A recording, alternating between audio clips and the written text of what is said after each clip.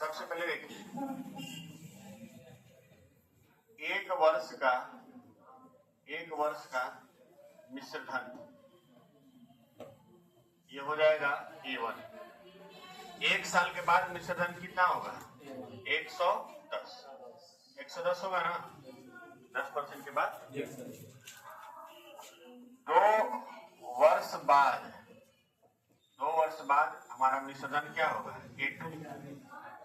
और ये हो जाएगा 110 का 110/100, ये होगा ना, हो जाएगा 121। इसमें कोई डाउट हो तो बताइए।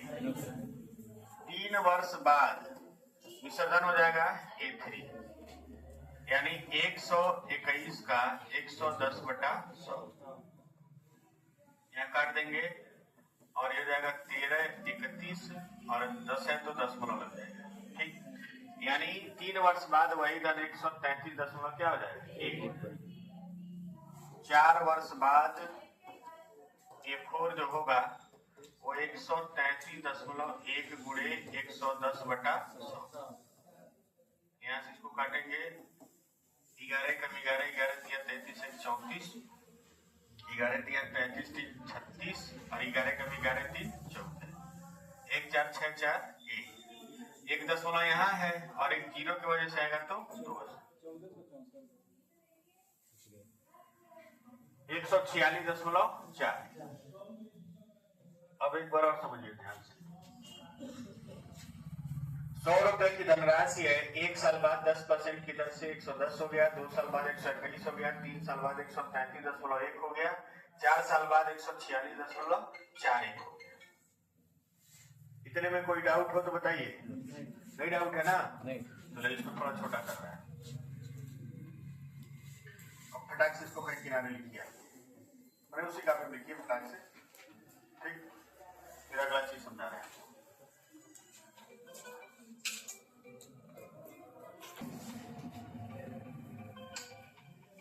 मत करिए, ठीक, ध्यान से सुनिए, आवाज ना आए क्योंकि हम सोच सोच के बता रहे हैं। पहले इसको साइलेंट करिएगा, कौन पुल कर उठाइएगा, साइलेंट करिएगा,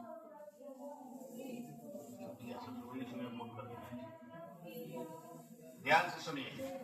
जानना इसलिए जरूरी है कि ये काम का चीज है। 100 रुपया था, कितना था? 100 रुपया। ये 10% बढ़ा है तो हो गया 110, और फिर 10% बढ़ा है तो हो गया 121, और फिर 10% बढ़ा है तो हो गया है 133.1, और फिर 10% बढ़ा है तो हो गया है 146.4। इसमें कोई डाउट नहीं है? अब देखिए, यहाँ हम देखेंगे कि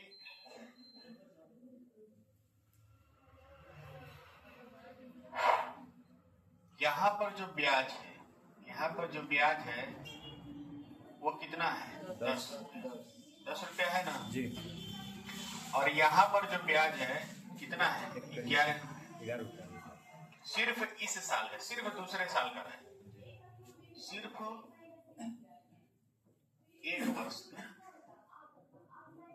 1 वर्ष का ब्याज कितना है? 10 रुपया। ठीक है, उसको हटा दीजिए। सिर्फ ना लिखिए, केवल दूसरे वर्ष का, केवल दूसरे वर्ष का कितना हो जाएगा? 11। यहाँ 10 है और यहाँ 11। तीसरे वर्ष का कितना है? 12.1 है ना। और चौथे वर्ष का सिर्फ केवल चौथे वर्ष का हो जाएगा। घटाइए इसमें से इसको, 1 बचेगा, कितना आएगा? 13.1, 13.3 ऐसा में। अब ध्यान से देखिएगा, अगला जब बढ़ेगा, अगला जानते कितना आएगा? अगला आएगा 14.641। अब उसको उसमें जोड़ देंगे तो उतना है। अब आराम से समझिएगा, हमारा दर कितना है? हमारा जो दर है वो है कितना? 10%। और 10% पे हमारा स्केलिंग फैक्टर क्या होता है? 1.1 होता है। ये बताइए, इसमें 1.1 का गुणा हुआ है कि नहीं हुआ है? 100 में 1.1 का गुणा हुआ तो क्या मिला है? 110। और 110 में 1.1 का गुणा हुआ है तो मिला 121। देखिए 100 में गुणा करिए 1.1 का है, 11 कम 11 और डबल 0 और एक स्थान पे 10, कितना आ गया? 110। और 110 में 1.1 का गुणा करेंगे तो 11 गुणे 11 121 और 0 और एक स्थान पे 10, ये हो जाएगा 121। तो 100 में 1.1 का गुणा किए तो 110 और 110 में 1.1 का गुणा किए तो 121 और इसमें 1.1 का गुणा किए हैं तो 133.1 और इसमें 1.1 का गुणा किया है तो 146.4। इसमें आगे जाएंगे तो 1.1 का गुणा। अगर एक बार 1.1 है तो 1.1 पर घात 1, अगर 2 बार है तो 1.1 पर घात 2। ऐसे समझिए। मान लीजिए यहाँ थोड़ा सा हम मिटा देना है, ठीक है। यहाँ हो जाएगा 1.1 पर घात 1 और यहाँ 2 बार हो गया। यहाँ से लेकर यहाँ तक क्या हो जाएगा? 1.1 पर घात 2। 2 बार गुणा हो गए तो घात 2। यहाँ जाएंगे तो 1.1 पर घात 3 और यहाँ तक जाएंगे तो 1.1 पर घात 4 और आगे जाएंगे यहाँ पर जब आएंगे तो 1.1 पे घात 5। तो सारा खेल किसका है? Scaling factor. जो देखिए जो धन है वो स्केलिंग फैक्टर के गुणा के रूप में क्या हो रहा है? बदल रहा है कि नहीं बदल रहा है? एक धन पाने के लिए स्केलिंग फैक्टर से गुणा कर दिए, अब फिर उस धन से अगला पाने के लिए स्केलिंग फैक्टर से गुणा कर दिए, फिर उससे अगला पाने के लिए स्केलिंग फैक्टर से गुणा कर दिए। ठीक। अब देखिए ब्याज में, ब्याज में आप देखेंगे तो पाएंगे कि 10 से 11 होने के लिए 1.1 से गुणा हुआ है कि नहीं हुआ है? और 11 से 12.1 पाने के लिए भी किससे गुणा हुआ है? 1.1। और इससे आगे बढ़ने के लिए किससे गुणा? 1.1 से। और इसमें भी किससे गुणा हुआ है? 1.1 से। यानी जैसे जैसे विसर्जन में वृद्धि होती है वैसे वैसे ब्याज में भी क्या होती है? वृद्धि होती है। जितना गुना विसर्जन में वृद्धि होती है उतना ही गुना ब्याज में वृद्धि होती है। जितना गुना विसर्जन में वृद्धि होती है उतना ही गुना ब्याज में। इसमें कोई डाउट हो तो बताइए। फिर इतना उतारिए, लिखवाते हैं आपको।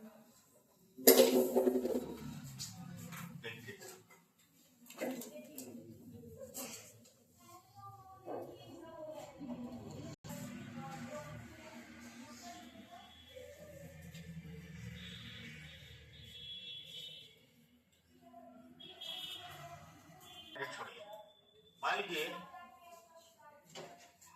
अगर कोई धनराशि ए है, ठीक है, ये धनराशि क्या है? ए। और 5 वर्ष में, कितने वर्ष में? 5 वर्ष में 1.2 गुना हो रहा है। कितना गुना हो रहा है? 1.2। आई बात समझ में? देखिए ये चीज आपको बहुत काम आएगा। तो देख लीजिए, पुरुष वाले जो ऑनलाइन वाले वो नहीं बताएंगे सर, ठीक ना, वो आपको हम ही से पूछना पड़ेगा। अगर कोई धनराशि 5 वर्ष में 1.2 गुना हो जाती है, मान लीजिए क्या हो गया, तो फिर अगले 5 वर्ष, कितने वर्ष में? 5 वर्ष, क्या हो जाएगा? यहां से 1.2 गुना होगा। देखिए 1.2 गुना हुआ है कितने वर्ष में? 5 वर्ष। तो फिर अगले 5 वर्ष में कितना गुना हो जाएगा? 1.2। जैसे मान लीजिए 100 रुपया है, ठीक है, 100 रुपए की धनराशि है और 5 वर्ष में हो गया 120, तो फिर अगले 5 वर्ष में हो जाएगा 120 का 120 % कितना होगा 144। समय आपको ध्यान देना है, ये 5 वार्षिक हो गया। अगर आप देख रहे हैं यहाँ अगर आप दर ले लेते हैं कितना 20%, ये 20% हो गया 5 वार्षिक। ये जो दर है 20% वो कितने साल के लिए है 5, एक साल के लिए कितना हो जाएगा 4। होगा कि नहीं होगा? देखिए फिर से समझिए, अगर कोई धन 5 वर्ष में 1.2 गुना हुआ है तो 20% दर है, लेकिन कितने साल के लिए है 5 साल। तो एक साल के लिए कितना होगा 4%, और वही अगले 5 वर्ष में कितना हो जाएगा 1.2। ठीक, अब देखिए 100 रुपया है, 5 वर्ष में 120 हुआ है, तो फिर अगले 5 वर्ष में 120% होगा, और फिर अगले 5 वर्ष में 144 का 120/100, एक जीरो कटेगा। वर्षों को 48, 17, 28 होता है ना, और ये जाएगा 172.8। इसका मतलब यह हुआ कि अगर आप शुरू से लेना चाहते हैं, देखिए 5 वर्ष में 1.2 गुना। ठीक, तो अब देखिए 5, 10, 15, 10 वर्ष में, अगर हम 10 वर्ष में डायरेक्ट निकालना चाहते हैं तो 10 वर्ष में कितना हो जाएगा 1.2 का क्या है स्क्वायर। देखिए 5 वर्ष में, देखिए 5 वर्ष में ये वर्ष है और ये गुना है। दिख रहा है कि नहीं? ये वर्ष है और ये गुना है। आपको शुरू में बताए थे कि इसमें पहाड़ा चलेगा। अगर हम 2 का गुणा किए हैं तो क्या मिला 10 वर्ष, और 10 वर्ष में यहाँ घात चढ़ेगा, यानी स्क्वायर गुना। बताया था कि नहीं बताया? यानी कि इसको हम ऐसे कहें कि 5 वर्ष में 1.2 गुना, तो 5 दूना 10, 10 वर्ष में 1.2 का स्क्वायर, 15 वर्ष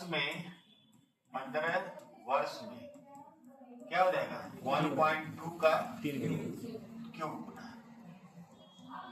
आप इसको ऐसे भी लिख सकते हैं 1.44 गुना, लिख सकते हैं कि नहीं लिख सकते स्क्वायर करके? इसको लिख सकते हैं 1.728 गुना, बिल्कुल लिख सकते हैं। अब देखिए दशमलव लगा दिया पहले। हाँ, अरे भाई ये सैकड़े ग्रुप में इतना ही रुपया हो, 144, 172 होगा। अब एक चीज और देखिए, 100 रुपया है और ये 10 वर्ष बाद होगा। 10 वर्ष बाद क्या होगा? 10 वर्ष बाद होगा तो 100 गुणे कितना है 1.44। तो जब 100 से गुणा करेंगे तो आ जाएगा 144। तो क्या 10 वर्ष बाद 144 है कि नहीं है? डायरेक्ट निकल रहा है कि नहीं निकल रहा है? अगर हम कहें कि 15 वर्ष बाद देख रहे हैं, शुरू में हमारा क्या था 100 था, अब 1.2 है तो 1.2 का क्यूब 1.72, और जब हम 100 से गुणा करेंगे तो कितना जाएगा 172.8। हर चीज आप निकाल सकते हैं, पूरा एकदम खोल के रख दिए। समझ में आ रहा है कि नहीं आया है? नहीं समझ में आ रहा है इसको लिख लीजिए, बाद में वीडियो देखिएगा समझ में आएगा। नहीं समझ में आ रहा है छोड़ दीजिए, फीलिंग नहीं आ रहा है सर जी। अरे सब समझ में आएगा। देखिए अभी सवाल लगा, एक चीज और समझिए जी। तेरे सवाल लगा, ठीक है समझिए, बात नहीं ज्यादा समझेंगे तो टाइम निकल जाएगा। 4, 5, 6 सवाल लगाएंगे। अब हम लोग को कुछ नियम नहीं समझना है, सीधे सवाल लगाना है, ठीक है।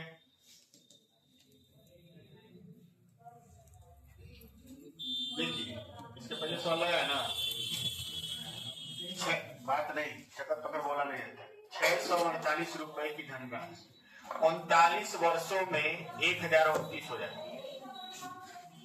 ठीक है, कोई दिक्कत नहीं। प्रश्न लिखिए, समझाना है। लिखा है क्या? लिखा गया है जी। कोई बात नहीं। 648 13 वर्ष, कितने वर्ष में? 13 वर्ष, सॉरी 39 वर्ष। 39 वर्ष में 1000 कितनी हुई है? इसमें कोई डाउट है? देखिए लास्ट बटे फर्स्ट, देखिए 39 वर्ष का स्केलिंग फैक्टर जो होगा हो जाएगा 1029 बटा 648। ठीक है, तो ये ऐसे बड़ा होगा 13, 26 और 39, 3 बार में गया है ना जी। अगर ये क्यूब निकल जाए, देखिए कट रहा है किसी से, 3 से कट रहा है। 39 वर्ष का स्केलिंग फैक्टर जो होगा 3 3 9, 3 4 12, 3 3 9, 3 2 9 6, 3 1 3 3 6 18, यानी ये हो जाएगा स्केलिंग फैक्टर 7 का क्यूब बटे 7 बटे 6 का क्यूब। ये 39 वर्ष का है। कितने वर्ष का है? 39। तो 13 वर्ष का लाने के लिए घनमूल निकालना पड़ेगा कि नहीं निकालना? जी। 39 में इतना है तो 13 वर्ष का स्केलिंग फैक्टर हो जाएगा। देखिए 13 तिया 39 क्यूब हुआ है। अब 39 से जब 13 आएंगे तो क्यूब को क्या करेंगे? हटा देंगे, तो हो जाएगा 7 बटा 6।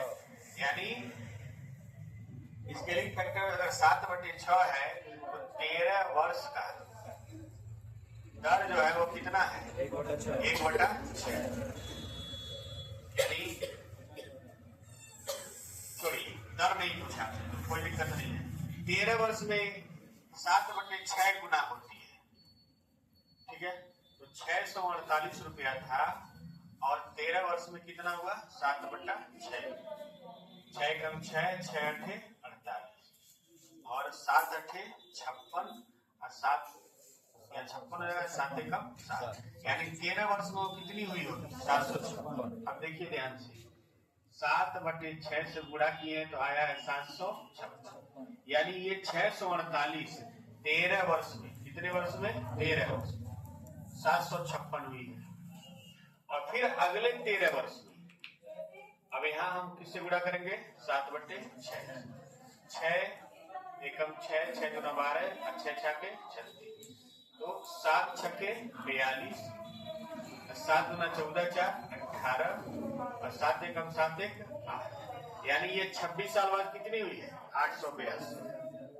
और फिर ये 882 में हम 7 बटे 6 का गुणा करेंगे तो इससे काटेंगे तो 6 कम 6, 6 चौको 24, 6 सत्ते 42 और 7 सत्ते 49, 7 चौको 28, 4 32, 7 एकम 7 3 10 और ये 39 साल के बाद 1029। समझ में आ रहा है? जी सर। दोबारा समझा है? नहीं सर, आ गया। पहले उतारिए, दोबारा समझा दे रहा है। उतारिए, घबराइए नहीं। अब इसमें आप बिल्कुल नहीं सोचिएगा कि हमारे हिसाब से पढ़ाएगा, पढ़ाएंगे हम अपने हिसाब से, आपके हिसाब से नहीं पढ़ाएंगे। आपको आए या ना आए छोड़ दीजिए पढ़ना ही, जाके 100 रुपए वाला कोर्स खरीद लीजिए, छोटका छोटका पढ़ लीजिए, परीक्षा में बैठ जाइए, फेल हो जाइए, कहिए तैयारी किए नहीं। कौन सी बड़ी बात है? हजारों लोग का नहीं निकलता, लाखों का नहीं निकलता है, उसमें हम भी एक हैं भेड़ बकरी में।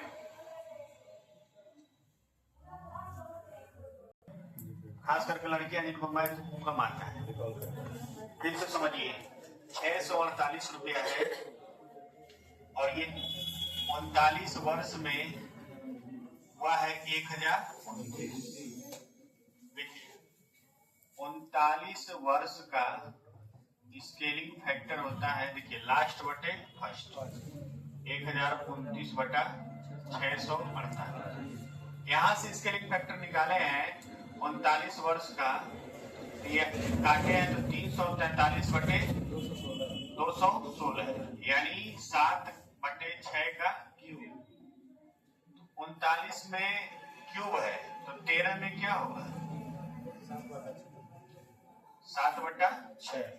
यानी ये धन जो है हर 13 साल में 7/6 गुना हो रहा है। यहाँ से 648 जो है वो 7/6 गुना हुआ है, तो ये हो गया है कितना? 756। यानी ये 13 साल में हुआ था 756, और फिर ये 756 13 साल बाद कितना हो जाएगा? 7/6 गुना, तो हो जाएगा 882। अब फिर ये 13 साल में 7/6 गुना होगा, तो ये 39 साल में हो जाएगा 1029। समझ में? यानी 26 साल बाद ये कितना रहेगा? 882। 13 साल में कितना हुआ है? 756। ठीक, अभी से आसान सवाल लगाइए। हाँ रख लेंगे, ऐसे कर दीजिए। 7/6 का स्क्वायर क्या होगा? 648 गुणे 7/6 का स्क्वायर करेंगे तो 49/36। 36 से कम 36 कितना बचा? देखिए 48 में 36 नहीं, 14 हो गया 8 और 5 2 और 36 छक्के हो जाएगा 288। ठीक है, और 16 नमा 144, 80 14, 16 चौको 64 और 14, 64 और 14 हो जाएगा आपका 88। 78 हो गई। ये क्या है? गलत हम भागी दिए। 18 है ना? 36 चौको, हाँ 18, 18 नमा 162, 18 चौको 72, 72 और 16 हो जाता है 88। आ गया? आगे कि नहीं आगे? कहीं से भी लगा सकते हैं, बहुत आगे लगेगा सवाल, घबराइए नहीं, पहले छोटा सवाल लगाइए।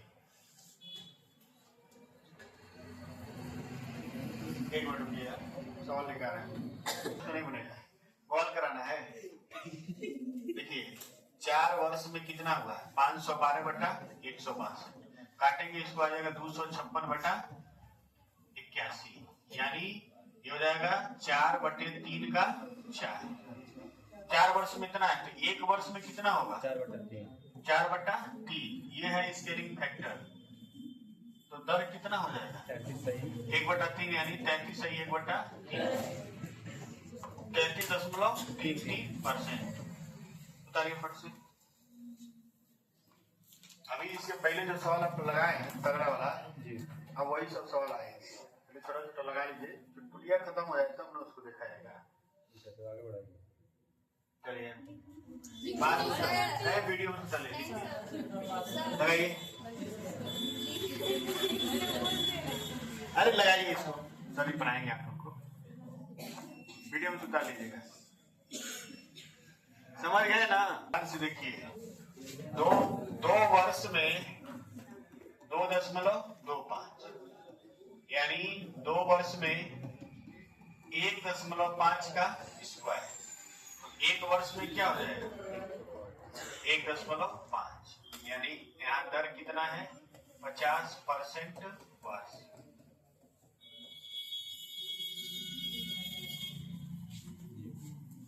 इन्हीं प्रश्नों को ले जाके अन्य छात्रों से पूछिएगा, जब यहाँ 9 पढ़े हो तो उनको देखिएगा कितना समय लगाएंगे।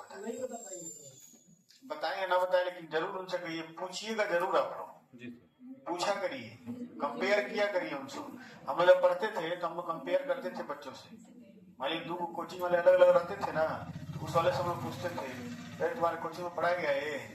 करते थे सब नहीं, हम लोग कहते हैं सस्तावा कोचिंग में जाओ, है पूछने से भी हम लोग अपना नियम बताते थे, उससे उसका नियम जानते थे, ऐसा भी हम लोग करते थे। चलिए इसको लगाइए, क्या हुआ? लिखिए, यही कर रहे हैं,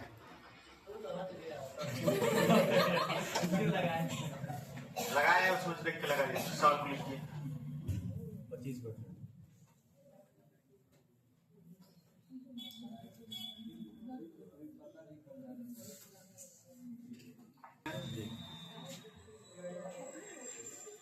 चार वर्ष में 256/81।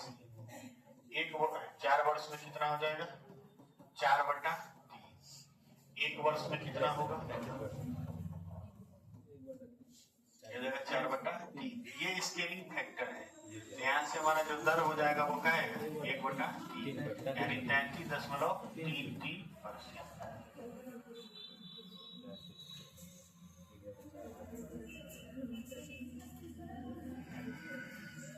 इतना रहने ठीक है, इतना रहने दीजिए। आराम से सवाल आपको अब अगले दिन कुछ नहीं बताना, आपको सिर्फ सवाल लगवाना है। 3 40 50 70 80 सवाल लगाया जाएगा। जब